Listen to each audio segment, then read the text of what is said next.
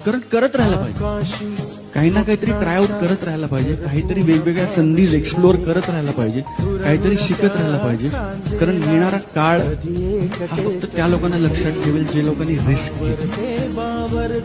मला असं वाटतं येणारा काळ फक्त सेफ राहायचा नाही, रिस्क आणि कॅल्क्युलेटेड रिस्क या दोघांमधला फरक ज्याला कळला, मला असं वाटतं की तो या येणाऱ्या काळात खूप पुढे जाईल. कारण करत राहायला पाहिजे, काही ना काहीतरी ट्राय आउट करत राहायला पाहिजे, काहीतरी वेगवेगळ्या संधी एक्सप्लोर करत राहायला पाहिजे, काहीतरी शिकत राहायला पाहिजे.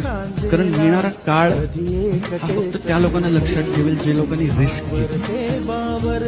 मला असं वाटतं येणारा काळ फक्त सेफ राहायचा नाही, रिस्क आणि कॅल्क्युलेटेड रिस्क या दोघांमधला फरक ज्याला कळला, मला असं वाटतं की तो या येणाऱ्या काळात खूप पुढे जाईल. कारण करत राहायला पाहिजे, काही ना काहीतरी ट्राय आउट करत राहायला पाहिजे, काहीतरी वेगवेगळ्या संधी एक्सप्लोर करत राहायला पाहिजे, काहीतरी शिकत